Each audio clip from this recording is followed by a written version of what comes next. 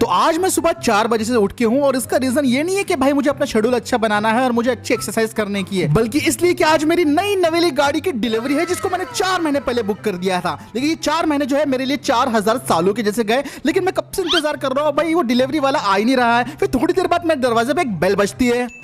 ये बेल सुनते ही मैं समझ गया कि भाई फाइनली मेरी गाड़ी आ चुकी है। मैं दौड़ा भागा भागा चला आया दरवाजे की तरफ। लेकिन जैसे दरवाजे से बाहर निकला तो देखता हूँ कि भाई साहब ट्रक तो आ चुका है, ड्राइवर भी आ चुका है, लेकिन भाई साहब गाड़ी कहाँ है? गाड़ी दिखाई नहीं दे रही। ट्रक के ऊपर कोई गाड़ी लोड ही नहीं होती थी। मेरा दिमाग सड़क गया।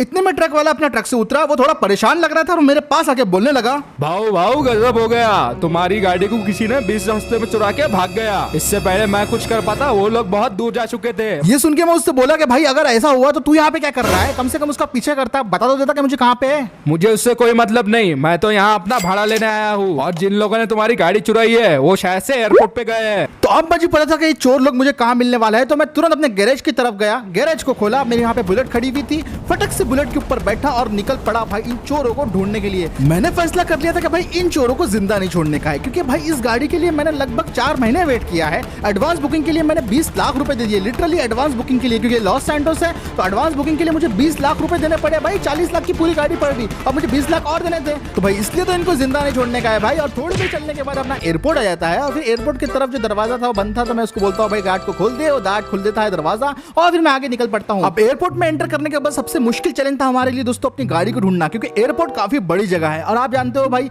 हर जगह कहीं ना कहीं गाड़ी रखी हो सकती है। वो चाहे गोडाउन में हो सकती है, प्लेन के चौकीयार्ड में हो सकती है, कहीं भी हो सकती है। लेकिन मैंने फैसला कर लिया था कि अपनी गाड़ी को ढूंढ के ही निकालना है। और फिर थोड़ी देर के बाद मुझे वहाँ पे एक बोइंग का प्लेन दिखाई दिया जिसके अंदर कुछ सामान ले जाया जाता है। तो मैं यार चौकन्ना हो गया कि भाई इतना बड़ा प्लेन यहाँ पे क्या कर रहा है, एयरपोर्ट पे नॉर्मली नहीं होता। तो मैंने अपनी बाइक को साइड में खड़ा कर दिया और साइड पे खड़ा करने के बाद मैं थोड़ा दूरबीन से दूर देखने लगा कि भाई एक्चुअली यहाँ पे चल क्या रहा है। और फिर मेरे होश उड़ गए। मैंने देखा कि कुछ लोग हैं जो यहाँ पे मेरे सामने गाड़ी के पास अपनी फोटोज खिंचवा रहे हैं, वो भी नंगे होके। अपने को तो फुकट में गाड़ी मिल गई मेरी जान। हाँ भाई, अपने को फुकट में गाड़ी मिल गई। तो अब मुझे पता चल गया था कि इन दोनों ने ही मेरी कार को चुराया था और साथ ही साथ इनके यहाँ पे कुछ सिक्योरिटी गार्ड्स वगैरह भी थे, तो जो इनके साथ खड़े हुए थे इनकी सिक्योरिटी के लिए। तो भाई मैंने भी फिर क्या किया, अपना फोन उठाया और फौरन बुला लिया बबलू भाई, सोनू भाई, मोनो भाई, छोटा सत्तूर, गुड्डू भाई और बबलू भाई, सबके सब आ जाओ। और थोड़ी देर में हमारे सारे गैंग मेंबर्स आ चुके थे और वो अपने साथ बड़ी अच्छी तरीके से गन वगैरह भी लेके आए थे। तो भाई बस आते बराबर उन्होंने गोले चलाना शुरू कर दिए। कौन है रे? साले गाड़ी वापस कर। अरे बबला भाई, ये तो नंगी पीठ पे गोला चला रहे हैं, भागो।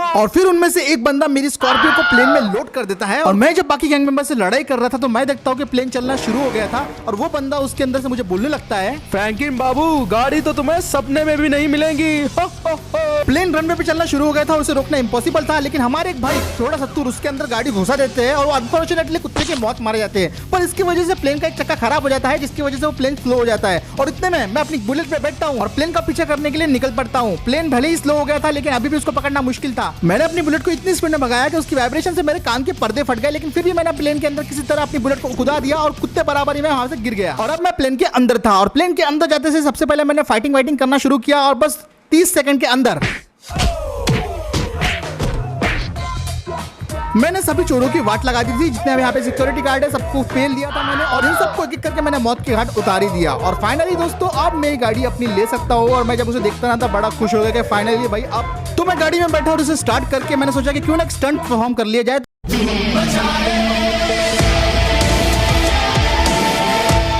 और फाइनली दोस्तों अब मेरे पास थी ब्रांड न्यू महिंद्रा की स्कॉर्पियो S11 क्लासिक। भाई ये तो अपनी फेवरेट गाड़ी है, आप सभी लोग जानते हो। और भाई साहब इसको मैंने फाइनली 4 महीने वेट करने के बाद खरीद ही लिया था। तो अगर आपको ये वीडियो पसंद आया तो लाइक कर दो, शेयर कर दो, चैनल को देख रहे हो पहली बार तो सब्सक्राइब कर दो।